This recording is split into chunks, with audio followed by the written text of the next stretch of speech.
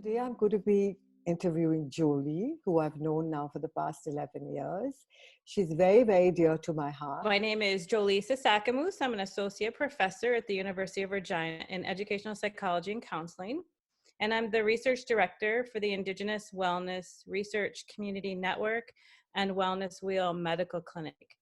So what I do is work with First Nations communities around issues of mental health and wellness and chronic disease management. And I'm the research director, so I help all the doctors and nurses and medical team members in our network conduct research on the interventions that we do in community. And we focus primarily on chronic disease management. And in particular, we focus on HIV, Hep C, and now COVID, of course, and then diabetes is a big one. So a lot of those sort of health issues. And since COVID started, so one of the things in Canada, and in particular in Saskatchewan where I live, is we have the worst cases of HIV. We have the highest statistics for HIV in Canada. And it's largely in First Nations populations and Métis populations. And so when you look at our demographics and you look at the reasons why, it has a lot to do with historical racism, systemic racism. It has to do with poverty, colonization. So we try to do interventions at the First Nations community level. And so there has no HIV testing reserves. So we actually have 17 clinics now in Saskatchewan that we have on reserve, and we do HIV and Hep C testing.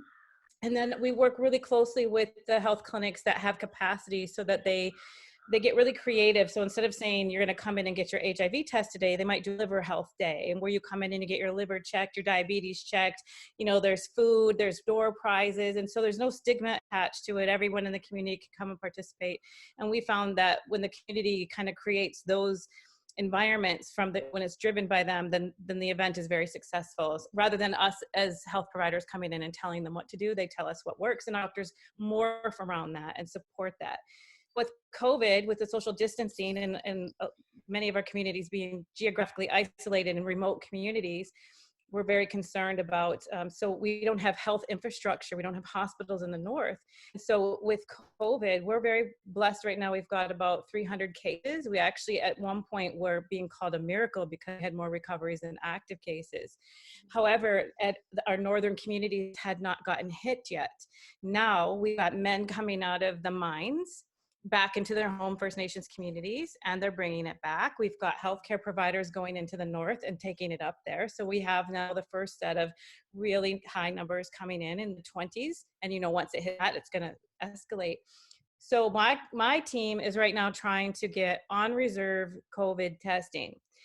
And I've already been denied 2 grants to get this funding. So it's not like it's showing up as a high priority. So, but our plan is to virtually map on top of our HIV Hep C clinics a virtual infrastructure, really iPads, cell phones, so that our docs and nurses in our hub in the city can not teleport, what do you call that, visually lock in like we're doing and teach them how to do the COVID testing. We would ship the tests up there, then they would ship them out for getting results. So these are things that our team is on the ground trying to do. We're lucky because we have the HIV Hep C background, that we know how to work around stigma, and we know how to work around certain things that other people may not. So our team is very well equipped to take this on. So that's kind of my professional life. But my personal life, I became widowed just over a year ago. In February, I was a widow for 1 year, and very sensitive to issues of health and preventive health, because my deceased husband passed away from something preventable.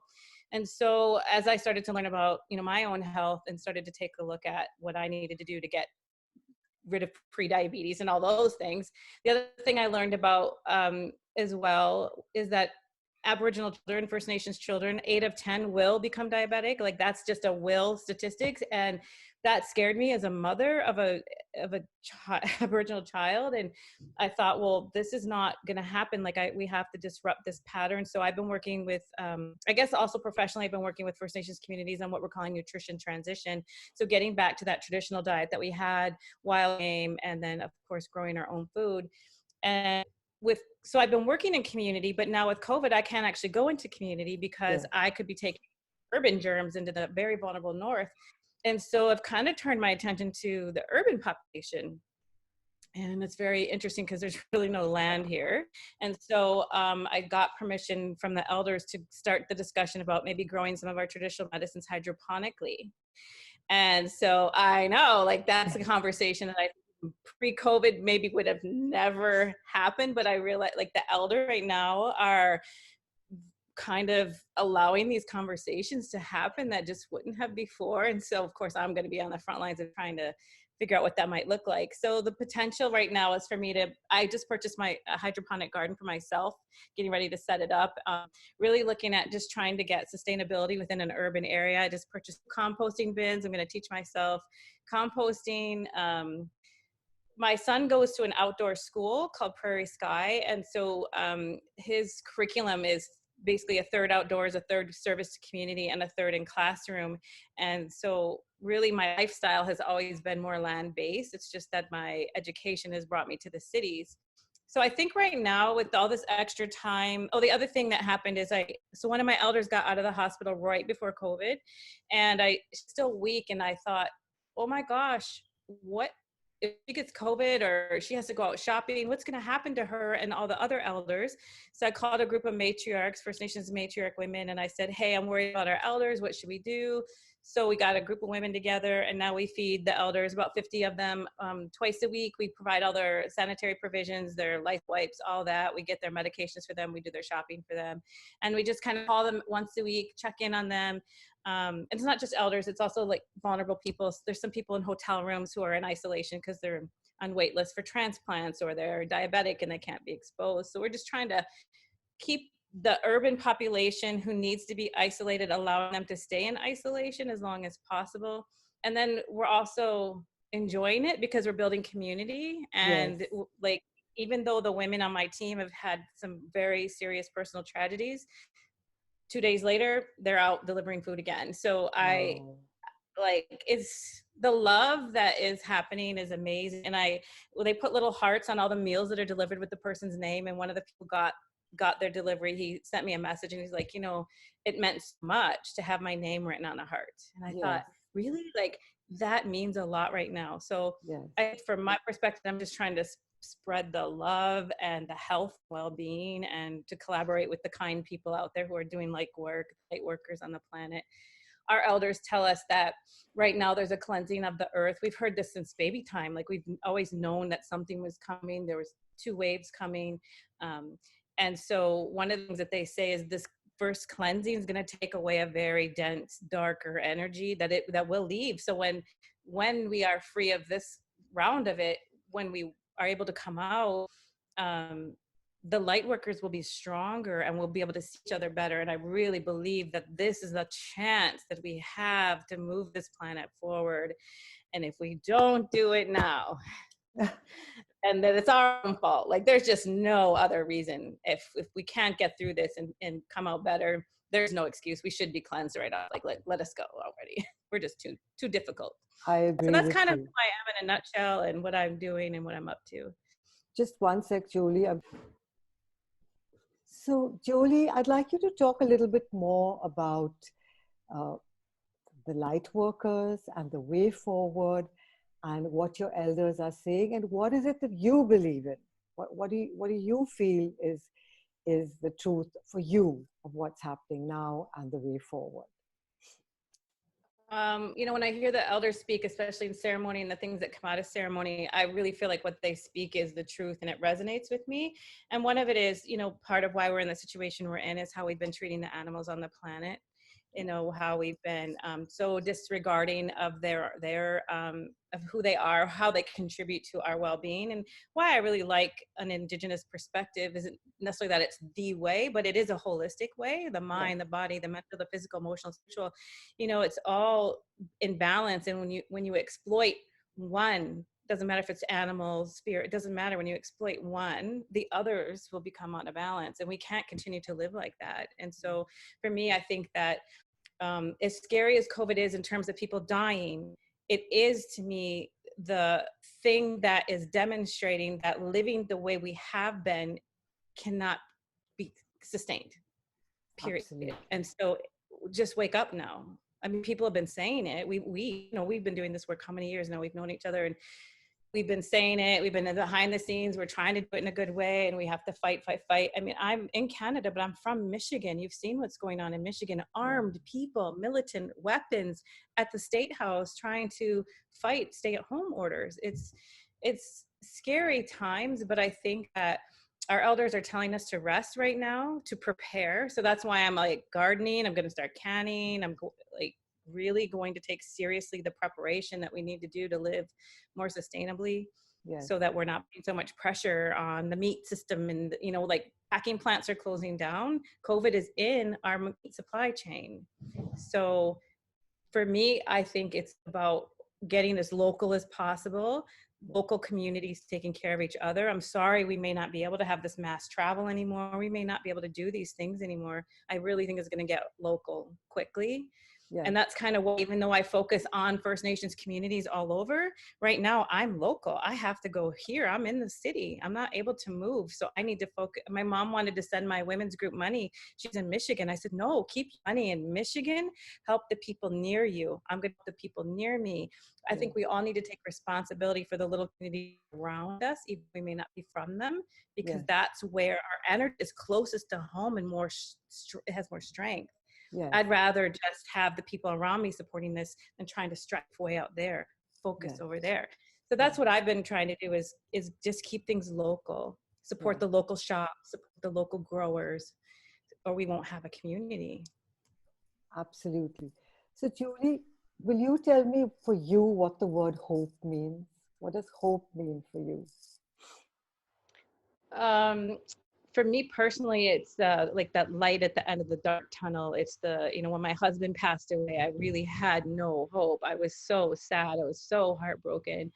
And it was my boy. I have an 8-year-old son with my deceased husband, and it was his light that allowed me to keep hope, because at one point I felt like, even if I can't go on, I don't have the right to not give him the foundation to go on. So that had to be my resilience and my hope.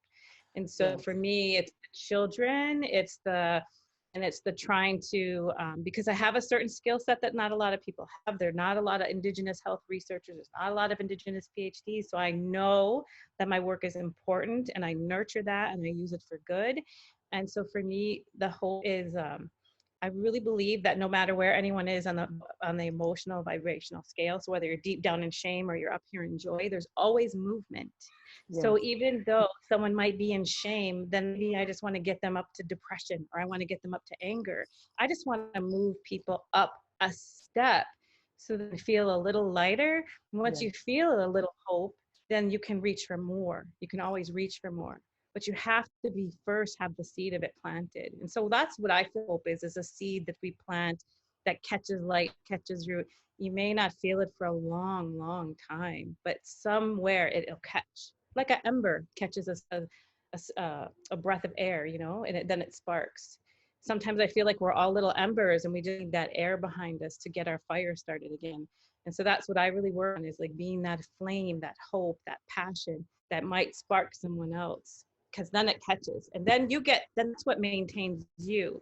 Oops, sorry. When I see my students or my son or children taking on lessons that were passed on to me, that I passed on, that's so beautiful. Because then that just shows the resiliency of the culture and the passing on of the teachings and the learnings. Yes, absolutely. I love that. For you, hope is a little ember. And once that catches on, you can go a little higher, feel a little lighter. And that can be the way forward for you. Very, very beautifully said. Can you tell me a little bit about family and relationships at this time and what you see?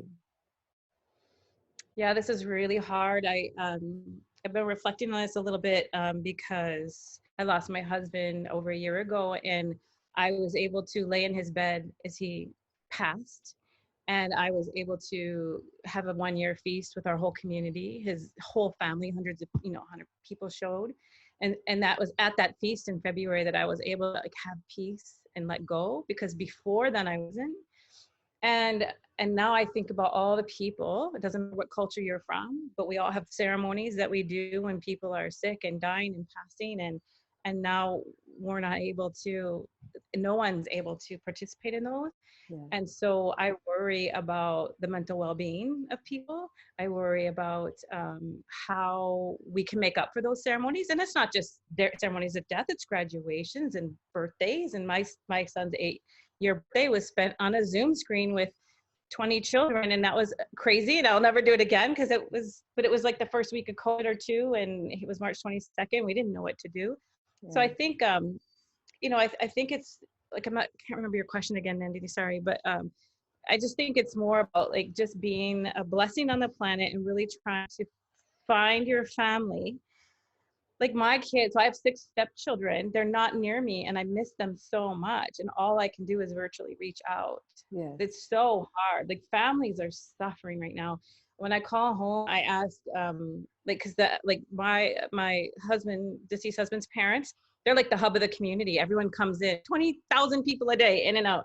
And I asked them if they were stopping that because of COVID, and they said it's slowing down a bit, but they're old people and they don't have Zoom and internet. And so I worry about the old people who don't have technology, who are isolated right now. Yeah. That's been a concern of mine. People who are dying. We had a man in our community die this morning. And what do we do, right? So just trying to reach out to people, try to reach out to his wife as a widow and say, like, understand, and actually don't understand, because like I said, I got to lay in my husband's bed as he passed. She doesn't even, her husband was in isolation in a hotel room. You know what I mean? So I feel like right now family is being challenged in ways that we don't even have any idea. And we can't touch our loved ones and be with them. A friend of ours just had a transplant a couple of weeks ago, and his children sat in the car outside the hospital because they couldn't go in. So I think family is being challenged. And also, as a interesting thing, as I was thinking about this as a widowed woman, like, how would you date now? How would you date?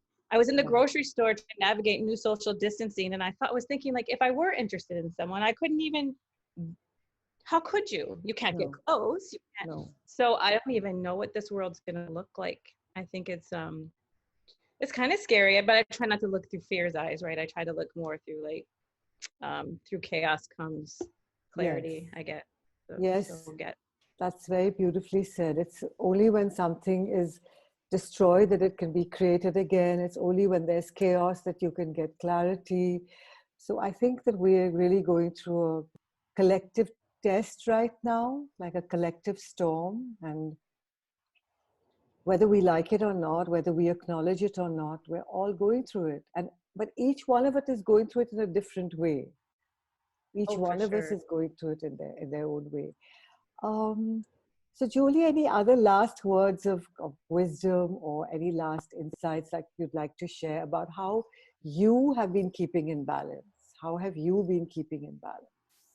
Okay, that's a good question, because I've been not criticized, but a couple of my teammates, I'm probably a workaholic in recovery, right? So I try to be mindful of balance, but a couple of my, so I've been writing grants. There've been a lot of COVID grants coming out, and I'm a grant writer for medical teams. I have been busier than ever.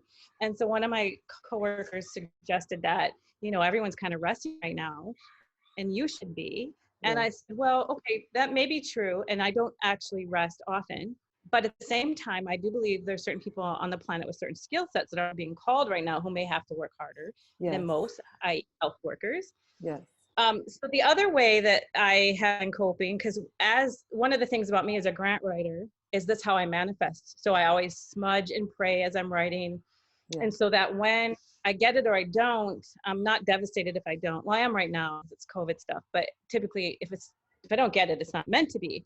But if I do get it and say it's like a $3 million grant, and all of a sudden that just creates 17 HIV clinics on a First Nation, it's like, holy cow, I did that from sitting in my computer. You know what I mean? Like, to me, that is my spiritual, that's how my work and my spiritual life connect. But then the other way I've been coping is planting. So I have no land, so I'm learning all these alternative ways of planting. So I have like 100 or more sprouts growing of like all kinds of vegetables, and I'm learning how to hydroponic garden, and I'm drinking beet smoothies. And so I'm just trying to really like wrap my head around this new urban way of being on the land. I guess. Like I'm really trying to bring the land around me because usually I live on the land every summer. I have July and August where I do land-based work on my reserve and I can't. So I'm trying to bring the land to me. And that's how I'm coping. But my friend suggested that that's too much because I don't rest, I don't watch TV, I'm not Netflixing. Yeah. But I feel that every time I see a new sprout of life, I just get so happy. Yeah. It's almost like an antidepressant. So I don't, maybe I'm not coping well because I'm like, if you come in my house, I'll stick you in dirt and sprout you. Like really, I'm sprouting everything. I'm eating it and then sticking it kale right in the dirt. So maybe it's compulsive, but it's sure making me happy. Yeah, I think that's good. Why not? Well, talking about like watching anything, ever since I've started this, which also came in when I was praying, ever since I've started doing Cope with Hope, I just don't have time for anything else. Not a second. So yeah, I do understand that. I think this is a time to serve. So like if you, and that's what's important, to think of the other, and I think that's what you're doing. Now, Yes. Jolee, could you get Hunter in to give us some of his wisdom? Is there anything else you'd like to say? No, I think that's good. It's so good to see you. I know. We should do this more often. We should. So Hunter is Jolie's 8-year-old son, who is a bubble of wisdom, who has his own Hunter wisdom. So she's going to go get him. Sit with mommy. Come sit with me. I'm going to introduce you to my friend. She's in India right now. Ooh. Does she have to be? Ow! Come. There's people waiting for you. Ow! I accidentally hit my leg. Okay, this is Nandinii. Hi. This is Hunter. Hi, Hunter. Hello. So, Hunter, I want you to know that I know you very well because of your mother's Facebook page. She knew me before you came around. Really? Yeah. And I want you to tell me something. Hunter, I'd like you to tell me something about what you've been doing the past week.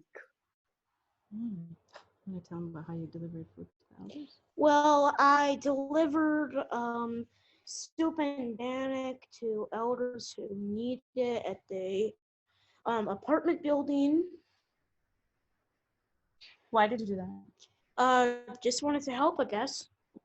What kind of people were they? Were they the people who were isolated? Yes, they lived in a apartment building and they were isolated. They had to be basically.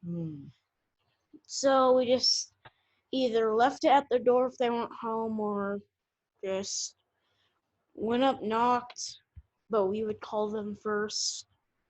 So we would just go up, knock after we called them, give them the food. If they didn't answer, all we had to do was just get at the door. Okay, yeah. And what about your birthday? What did you do for your birthday this year?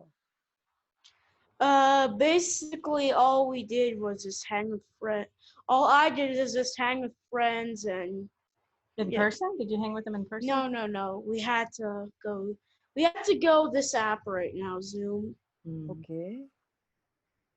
But we're gonna have what are we gonna do after COVID for your birthday? Oh, I am here's the thing. You're probably not going to agree with me. Wait, we had a plan. Did you change our plan? Oh, no. Wait, the plan, Mom, I changed the plan. Oh, I guess. So I'm hiring a DJ to come. Oh. Well, I'm having a barbecue with a pool and a pinata at the end. Yeah, we most definitely did not have that. It's a 2-layer cake. Mom, you gotta forgive me, okay? Yeah, I'm gonna have a nice big cake, and I'm inviting every friend I want. I think post-COVID, everyone's having a post-COVID party, hey? Okay, so you're going to have a DJ, a pool, a barbecue, and you're going to invite every friend you want. And what kind of... everybody that I want to come, I'm inviting. That's very good. Will you invite me? Wait, is she? if you want. Yeah, sure. I mean, if you can come back from India. Well, maybe I'll ask your mother to video call me during the party so I can see what's happening. And what music will the DJ play? Maybe Despacito or something. Ooh.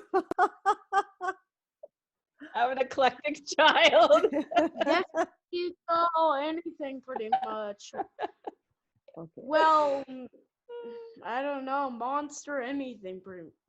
Okay. Yeah. Old Town Road, I don't care what they play. I just want it to be good for the sitting. Wow. So, Kanta, what can you tell me something? What do you think hope is? What is hope? Hope is basically like you're thinking that this thing might happen. Okay. Thinking that this thing might happen. And you're like, you want it to happen. I want it to happen. Right now, what do you want to happen? My dad to come back. Okay.